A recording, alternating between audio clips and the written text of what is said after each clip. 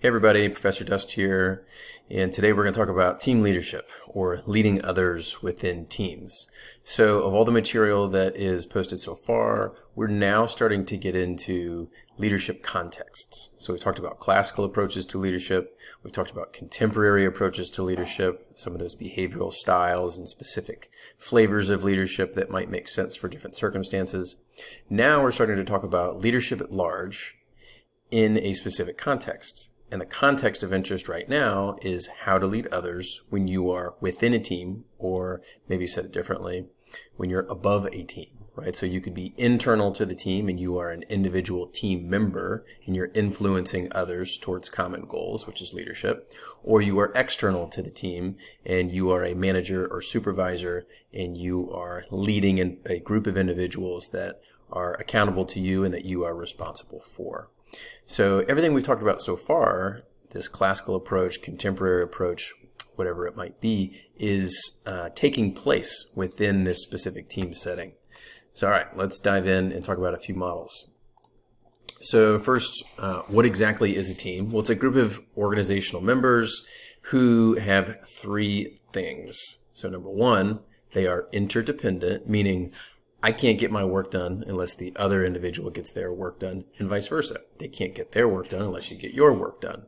And then also there has to be some degree of common goals. We are all trying to accomplish something together, whether it's some output, some process, etc. And then there also has to be some degree of coordination between those tasks, objectives, in order to reach those goals. So if any one of those three is not happening, then it's actually not a team. It's just a group, right? It's just a bunch of people that are working next to each other and doing something similar, right? Teams have to have these three components. So what can a team leader do? Again, whether you're internal or external to the team. Well, there's a model that is called principled leadership, and it breaks down 4 different ways to think about how you might influence others in a team environment. So the first one is cognitive, and this is about helping individuals within the team understand the problems, kind of framing the problems, coming up with solutions, coming up with organized ways to continue to make forward progress given the circumstances that you have. It's very logical, it might include using evidence, but when it's all said and done, it's about thinking, it's about cognition. And then the second one is motivational, and this has to do with trying to get people inspired, excited, increased effort, sustained effort over time to really figure out how to make sure something can work in the long term. So you need to be able to help others stay motivated, and that is what this second component is about. The third is called affective, and this has to do with affect or emotions, helping people handle the challenges, stressors, difficulties that are inevitable in an organizational setting where things don't always go as planned, or people don't always play nice in the organizational sandbox. That is the affective component of principled leadership. And then finally is what's called integrative, which is ensuring that people are coordinating their efforts, working together, getting things done in a way that is efficient, and that people feel fulfilled, and that they are creating synergies and process gain as opposed to process loss. So it's just one framework for trying to think through what exactly is your contribution as a leader within this team setting. Another way to think about team leadership is through this idea of roles. And so there's lots of literature that's looked at a variety of different roles. This one is probably the simpler model. There's a more elaborate model that has, I think, anywhere between 8 to 12 roles, but we're going to talk about 4 roles in particular. So one role that you or others might take within a team environment is that of a navigator. And so the navigator is the individual that is coming up with a strategic direction. They're thinking about what is the point, what is the goal, what's the overarching purpose. They're more of the vision behind where we're headed. The facilitator role is trying to help people work together to accomplish perhaps whatever that navigator role has set from a task and role and responsibility standpoint. Who does what and why, and how do we make it efficient and divide and conquer? The integrator role is similar. They're coordinating, but it's actually more from a social standpoint or relational standpoint. So getting back to the traditional behavioral model of leadership that says it really can be broken down into tasks or relational challenges or influences. This is similar, where the facilitator is more task and the integrator is more relational. And then finally, the liaison role. This has to do with recognizing that the team is embedded within a higher order structure. So the team is embedded within an organization, and that organization is embedded within an industry, and that's embedded within society. So someone, ideally, is engaging in this liaison role because they're ensuring that they have everything they need and that they are understanding the big picture environment beyond just what's going on within their team, but external to the team. So another way of thinking through how leaders can help in team environments is making sure that we understand how teams traditionally operate across time. So there's what's called a performance episode, in that anytime a team is working on some project, you could argue that that project at large is a performance episode. Or perhaps there's one subcomponent of that project that could be called a performance episode. Something needs to get done and they need to perform on that one specific set of tasks. And so traditionally, when teams get together, they go through these phases in a sequential format, and we'll walk you through what these phases are. So first, when groups get together, this is this forming stage. They're trying to figure out who's who can do what, and how are we going to get this done. They're also trying to get their arms around what is the deliverable, what is the challenge at hand, what are the inputs, what are the implications, etc. And then, once we have an idea of all of the variables in the forming stage, then we get into the storming stage. The volume starts to increase and people start to experiment and test and put ideas together and debate differences of opinion on which direction to go. And that's a good thing because that's kind of fleshing out all of those unique perspectives and ensuring that we're doing the right thing. Eventually, we settle into what's called a norming stage, where we're saying, all right, this makes sense. Based upon what we talked about in the storming stage, now we're starting to establish what we're going to do. We're clarifying who's going to do what, how we're going to do it, and making sure we're coming together to really clarify what this direction is. From there, it's just getting it done. It's performing. So based upon that norming, and again, going back to that norming is based upon what we know and have decided on in the storming stage and what we recognize in the forming stage. It's all building on each other to finally produce.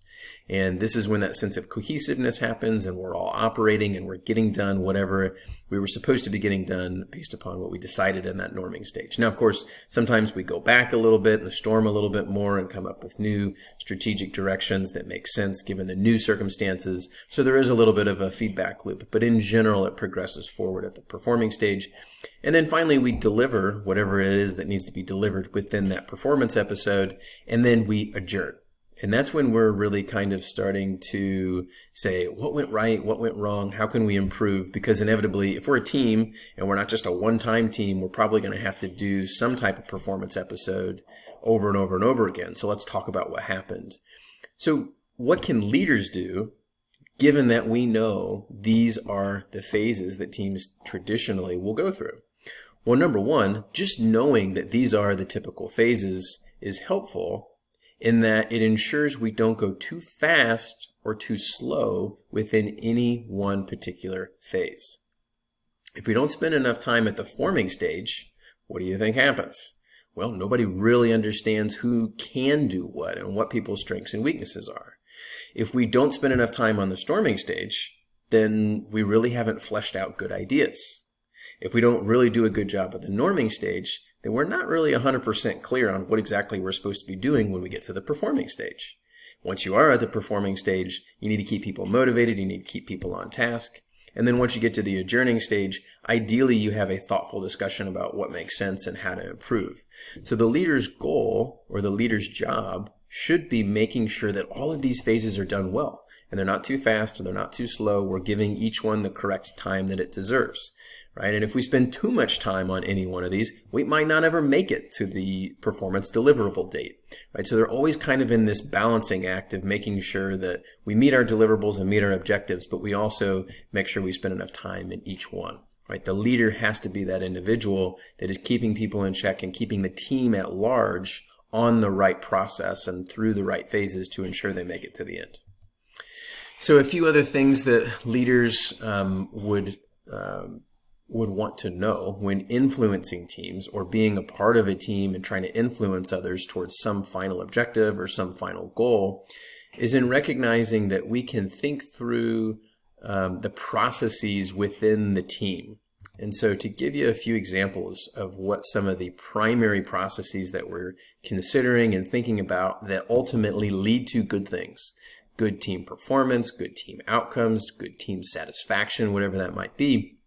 The first one is that when you're engaging in leadership as the independent variable in some format and in some style or whatever it might be, one of the mediating variables that then eventuates into a dependent variable of team performance or whatever it might be is team coordination, right? So your leadership can correlate with some degree of team coordination where they are structuring tasks, communicating clearly, and working together. That should be an ideal. Another one is team information sharing. So you want people to be speaking up and proactively sharing what they know that's unique and could be helpful to making sure that we accomplish the objectives that we need. Another one, very popular and in my opinion kind of the holy grail in terms of team processes that is really important to make sure that you ultimately get to that ideal dependent variable that you want, whatever it is, performance, innovation, creativity, etc., is psychological safety. And this is when the team at large feels comfortable speaking up, admitting mistakes, asking for help.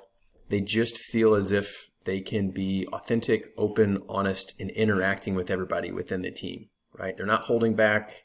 They're not pretending like they know the answer. They're legitimately trying to do whatever it takes to help each other work together, and it's because they feel psychologically safe. Another important one is this idea of constructive controversy, and you can maybe kind of go back to the storming stage of team processes where you want everybody to debate and discuss and come up with what is the best solution for moving forward. Well, this is what constructive controversy is all about. You want people to engage in task conflict, not relationship conflict. Relationship conflict is personal. Task conflict is specific to the work. You want people to engage in this intellectual opposition of, should we do this? Should we do that? Why should we do this? Why should we do that? What are the pros? What are the cons? What's the context? How do we make sure we really flesh out all the potential implications of where we're headed, right? So taking a step back, a leader's job is to influence the group in a way that is productive in making sure we accomplish whatever it is that final dependent variable is, having higher performance, more efficiency, etc.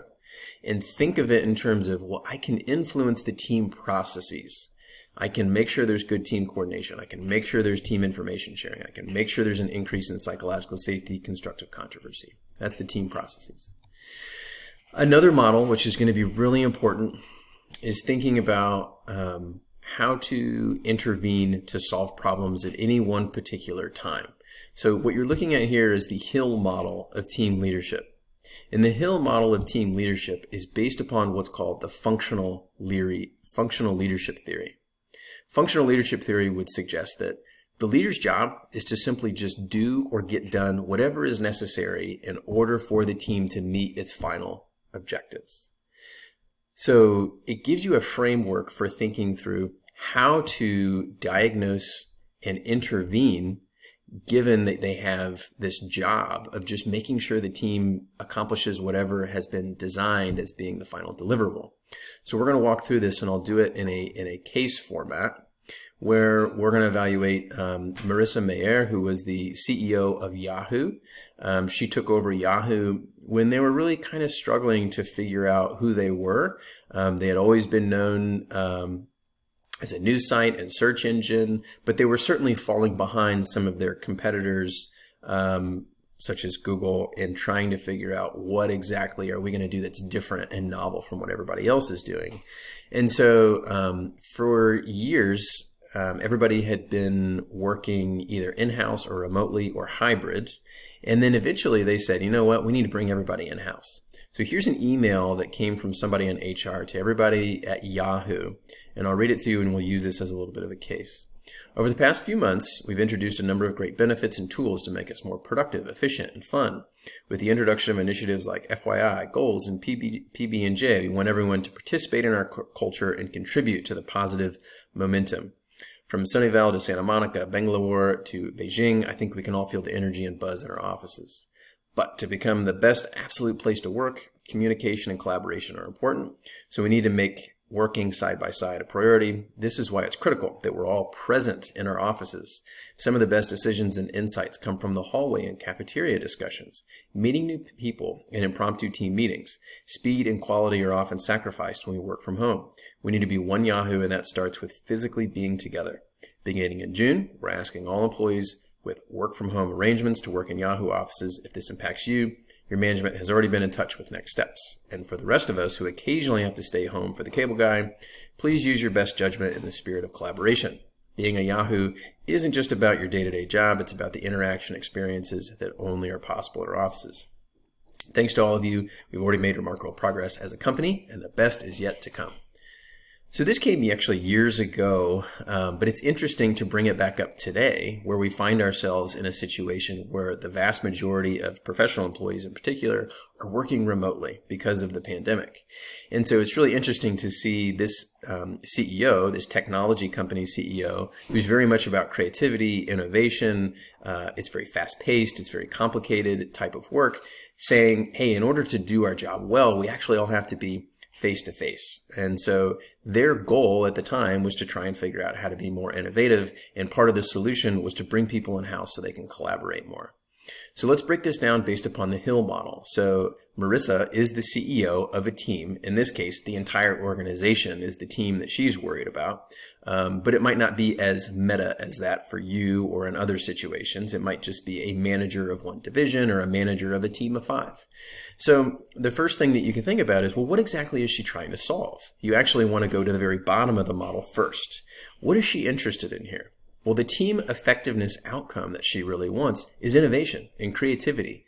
She needs innovative performance in order to compete, in order to make Yahoo stable and around in the long term in the future.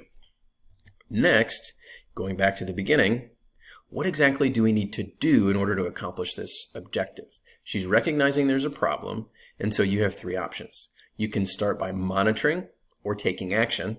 And if you do want to take action, it could be task or relational, or it can be internal or external, right? So you can kind of see the flow chart here, and we'll walk you through some of these scenarios. So first, should I monitor or continue to monitor, or should I start to take action? So if we're going to monitor, you should start diagnosing, analyzing, forecasting.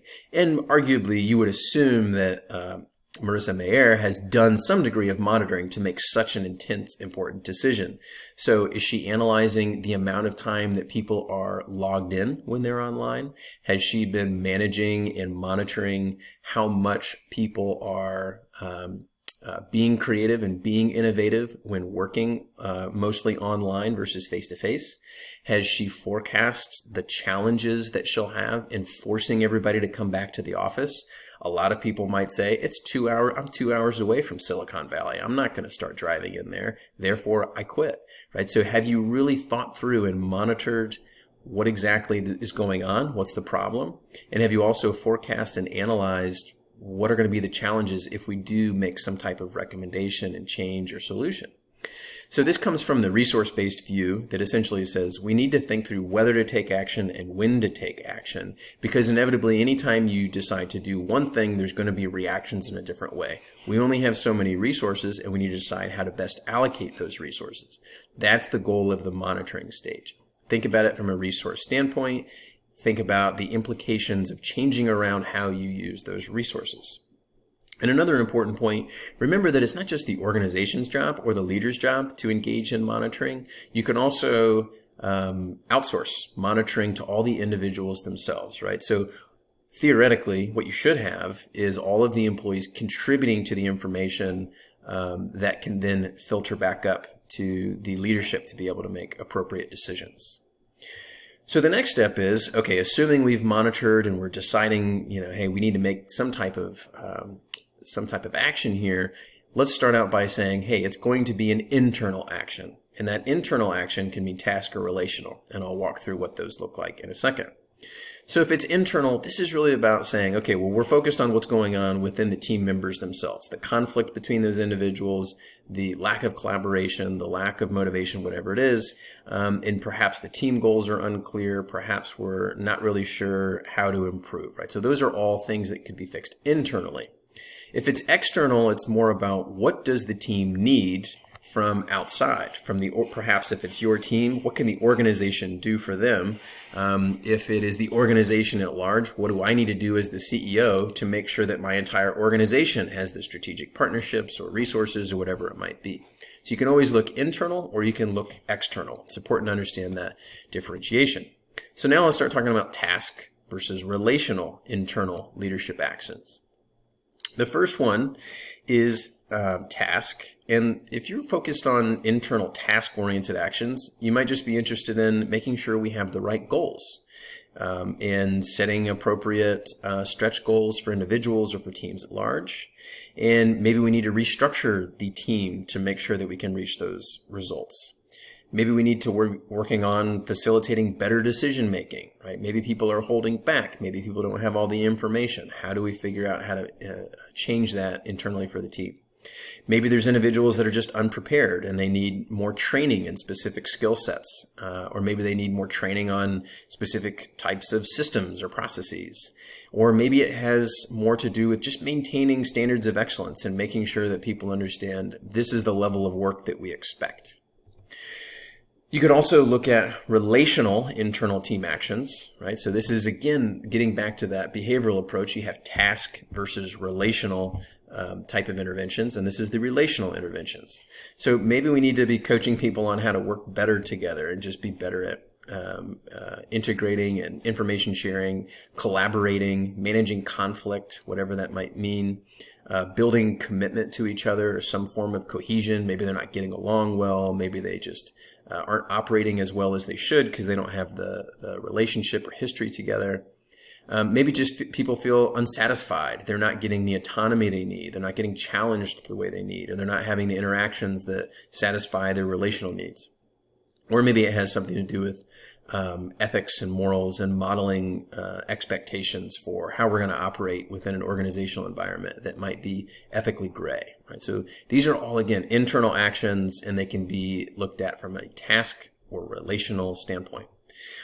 Or the action we might take could be external, where we're saying, hey, we need to get things into the business or into the team to help them. And these environmental examples might be things like networking, forming alliances with those that are external. So maybe your team is struggling, but it's because they haven't really connected with some other group that's out there and available within the organization. Maybe they're not getting the resources that they need. And so the leader needs to step up and start advocating for them and saying, here's what we need, or here's what we're trying to accomplish. Here's what our goals are. Maybe it's getting them more support, more recognition, and negotiating on their behalf. Maybe they need a restructuring. Maybe they need to be integrated with a different division. All of these are things to help them see how they might fit into the bigger picture of an organization. Buffering team members from environmental distractions. Maybe they're just getting bombarded with organizational expectations that really aren't necessary and don't fit who they are as a team. Maybe there's things that we should be evaluating from an environmental standpoint that do affect their ability to work well together, right? Maybe there's some social trend or environmental trend or some industry trend that is making it hard for them to do their job, right? Are you really monitoring that external environment, almost that liaison role, to ensure that your team isn't having systemic issues because of something external? And then are you getting all the information that you need and making sure that relevant information is circled back to the team? So bringing it back to Mayer, come back to this model. So what she ideally was doing in the beginning was monitoring the situation and trying to figure out what was the correct action. Okay, she could be working with other managers. She could be working with the employees themselves to create surveys, to look at objective statistics, user statistics, analyze, forecast information on the turnover rate and the challenges of finding new people that might be replacements. And inevitably, she did make this decision, and a lot of people quit. And a lot of people said they weren't going to do it anymore. And so that was certainly, hopefully, something that was built into the model. In terms of what decision she actually made, she did not make an external decision. She made an internal decision, right? So she was trying to change the relational aspects of her group. She was trying to figure out a way to make sure that they were collaborating more, they were working together more in order to reach that final effectiveness of performance in terms of innovation. She could have focused perhaps on things that were more about the task, right? Maybe she let people work from home, or at least try to let them work from home a little bit longer, and change their goals and make some type of objectives and standards for here's what we expect. Maybe she could have done some type of training program to say, here's how to be more creative, or how to work better together when you're working remotely and trying to come up with new ideas. Maybe it has to do more with managing meetings and managing time to give people deep thinking time versus relational team meeting time. Right? So all of those options were available to her. She could have done more task-oriented internal leadership action interventions, but she worked through the relational interventions. That was her initial goal. And similarly, she could have tried to bring in more environmental actions to try and help figure out how to make this work. And this is a good example of you don't really know. And the leader's job, though, is to try and make decisions for what exactly you think should be done. And you can't monitor forever. You're going to have to take action before it's too late. But ideally, you monitor the right things and you monitor them in a timely fashion in order to give yourself the highest likelihood of making the correct intervention. And again, you could do one intervention or you could do multiple. You could do something that's task-oriented and relational-oriented and environmental-oriented. But based upon the resource view, you can't necessarily, the resource-based view, you can't necessarily do all of them. You might not have the resources to do all of them. And if you do all of them, how do you really pinpoint which one's working and which one's not working? So in an ideal world, you test one, see if it works, circle back and say, it didn't work, let's try something else, right? But time is always, or resources are always the biggest issue. So you got to figure out if you're going to do one, if you're going to do multiple, and if that's going to help you. Okay, so there's all sorts of different models for team leadership. The Hill model is one that helps you think through overcoming obstacles in a sequential fashion. But you can also think about what am I going to do in terms of the four principled leadership options, right? Cognition, motivation, etc. Or you could also think about it in terms of what is your role as a leader, right? So the navigator, liaison, etc. And you could also think of it in terms of team processes. So what exactly am I trying to influence? How am I trying to get the team to operate better together in order to obtain whatever the final dependent variable of interest is, whether it's team effectiveness, performance, innovation, or whatever it might be. All right, so that's it for today. Good luck out there.